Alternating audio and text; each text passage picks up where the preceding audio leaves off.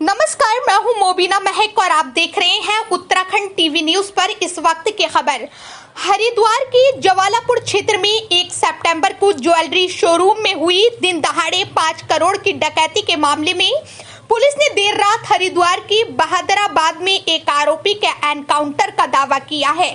जबकि पुलिस का ये भी कहना है कि इस घटना में लिप्त 5 आरोपियों में से 2 की गिरफ्तारी भी कर ली गई है। हालांकि पुलिस को अभी तक कार्रवाई में केवल 50 लाख रुपए के गहने ही बरामद हुए हैं और बाकी आरोपियों और लूटे गए माल की तलाश भी की जा रही है।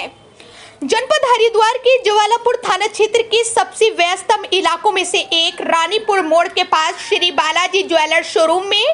1 सितंबर को हुई 5 करोड़ की लूट के मामले में पुलिस ने रविवार की रात हरिद्वार के बहादराबाद में एक आरोपी को मुठभेड़ में मार गिराया है। पुलिस का दावा है कि मुठभेड़ में मारा गया व्यक्ति 1 सितंबर को ज्वेलरी शोरूम में हुई डकैती में शामिल था, जिसके पास से करीब 10 लाख रुपए से ज्यादा के जेवरात की रिकवरी हुई है। वहीं सोमवार दोपहर तक हरिद्वार पुलिस ने इस डकैती से जुड़े 2 और आरोपियों को गिरफ्तार करने का भी दावा किया है, जिनके पास से करीब 40 लाख रुपए के जेवरात की रिकवरी की गई है। उत्तराखंड के डीजीपी अभिनव कुमार ने इस कार्रवाई से जुड़े सभी पुलिसकर्मियों को 1 लाख का नगद पुरस्कार देने की भी घोषणा की है। डीजीपी अभिनव कुमार ने कहा कि हरिद्वार में हुई डकैती सरकार और पुलिस के लिए एक बड़ी चुनौती थी, जिस पर हरिद्वार पुलिस की कार्रवाई सही दिशा में चली है, जिसका नतीजा सबके सामने है और घटना के 15 दिन बाद आज घटना में शामिल 5 आरोपियों में से एक का एनकाउंटर हो चुका है, जबकि 2 को पुलिस गिरफ्तार कर चुकी है। एक तरफ उत्तराखंड पुलिस हरिद्वार में ज्वेलरी शोरूम में डकैती के मामले में हुई इस कार्रवाई पर अपनी पीठ थपथपा रही है, लेकिन जिस ज्वेलरी शोरूम में डकैती की घटना को अंजाम दिया गया था, उसके मालिक साथ ही ज्वेलर्स व्यापार मंडल के पदाधिकारी इस मामले में 100% की रिकवरी उम्मीद कर रहे हैं। वहीं पुलिस की कार्रवाई पर उत्तरांचल ज्वेलर्स एसोसिएशन के जनरल सेक्रेटरी गुरजीत सिंह ने पुलिस की सराहना की है, लेकिन उनका भी यही कहना है कि इस घटना में ज्वेलर्स को जो नुकसान हुआ है उसकी भरपाई जरूरी है। वहीं एसोसिएशन का ये भी कहना है कि हाल फिलहाल के दिनों में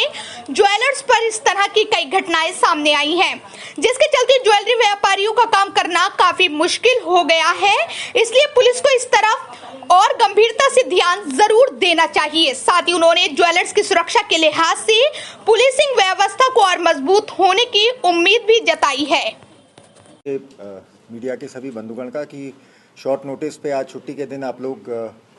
यहाँ पधारे हैं, पर मुझे लगा कि ये जो एक तो जो घटना हुई थी 1 सितंबर को हरिद्वार में, ये इतनी बड़ी घटना थी पूरे प्रदेश के लिए, एक तरह से सिर्फ पुलिस विभाग के लिए नहीं, सरकार के लिए भी एक बहुत चिंता की बात थी। और इसमें जिस तरीके की बाद में प्रतिक्रिया भी आई, कई लोगों ने इसमें पुलिस पे, सरकार पे और हमारे प्रदेश की अपराध और कानून व्यवस्था पे सवाल भी उठाए, चिंतन भी किया, आलोचना भी की। जायज़ बात है, होनी भी चाहिए जब ऐसी कोई बड़ी घटना होती है। पर मुझे लगा कि चूंकि इसमें जिस तरह से काम हुआ है और हमारी टीम ने खास तौर से एसएसपी हरिद्वार के नेतृत्व में जो हमारी टीम इस घटना के खुलासे में लगी थी, तो जिस तरह से कल रात भी और अभी आप लोगों को पता चला होगा, अभी 2 और इसमें लोग गिरफ्तार हुए हैं जो इस गैंग के सदस्य, उनसे भी कुछ रिकवरी हुई है। तो मुझे लगा कि ये इतना बढ़िया और इतना अच्छा काम हुआ है कि पुलिस मुख्यालय में मुझे बुला के एक तो इसके बारे में आप सबको जानकारी देनी चाहिए। और जब देखिए, जब कोई इस तरीके की घटना होती है तो जिस तरह से पुलिस की कार्यप्रणाली पे सवाल उठते हैं, तो मुझे लगता है शाबाशी भी उतने ही खुले कंठ से पुलिस को मिलनी चाहिए, हमारी टीम को खास तौर से, जिन्होंने इसको एक चुनौती के रूप में लिया। और बस इतना मैं बताना चाहूँगा कि देखिए, अपराध और जहाँ तक अपराध और कानून व्यवस्था की बात है, अपराध तो होगा समय समय पे, बदमाश और जो इस तरीके के गैंग्स हैं समय समय पे वो दुस्साहस करेंगे। और मैं समझता हूँ इस बार चाहे उत्तर प्रदेश हो, चाहे कोई भी और राज्य हो, समय समय पे इस प्रकार की घटनाएं अवश्य होती हैं। लेकिन पुलिस प्रशासन और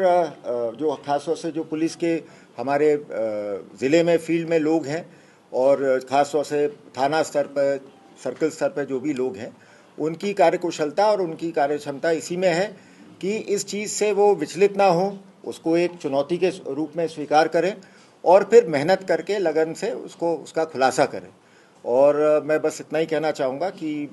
इस पूरे उसमें लगातार हमारे आईजी गढ़वाल भी लगे हुए थे, हमारे लॉ एंड ऑर्डर में भी जो टीम थी वो भी लगी हुई थी, और ख़ास तौर से विशेष रूप से मैं मुक्त कंठ से प्रशंसा करना चाहूँगा हमारे एसएसपी हरिद्वार साहब की और उनकी टीम की, उनके एसपी सिटी, उनके एसपी क्राइम, जो थाना अध्यक्ष हैं भादराबाद के, कहाँ हैं, राठौर, हाँ, ये टीम के लोग खड़े हैं जो इस घटना में सारे शामिल थे। और इसमें मेरा काम इसमें मेनली यही है कि इनको शाबाशी देने के लिए मैंने यहाँ बुलाया है इसमें। और मैं साथ साथ ये भी कहना चाहूँगा कि जब ये घटना हुई थी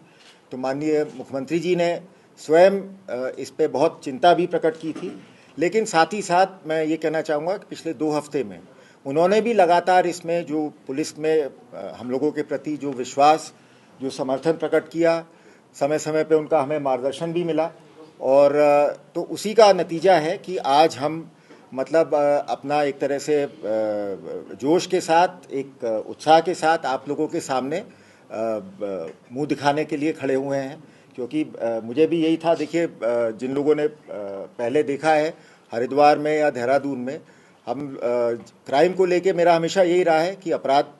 कोई किसी तरह से ज़ीरो नहीं हो सकता, और लेकिन यही है कि जब भी ऐसी कोई चुनौती देगा तो पुलिस को हिम्मत के साथ और अपनी मेहनत के साथ, सूझबूझ के साथ काम करना चाहिए।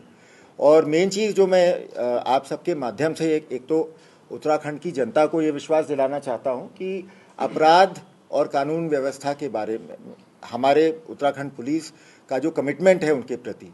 जो हमारी जिम्मेदारी है उनके प्रति, उसको हम भलीभांति समझते हैं और उसको निभाना भी हमें आता है। तो एक तो विश्वास रखें कि जब भी कभी कोई ऐसी बात होगी तो आपकी पुलिस आपका दुख दर्द दूर करने में, आपकी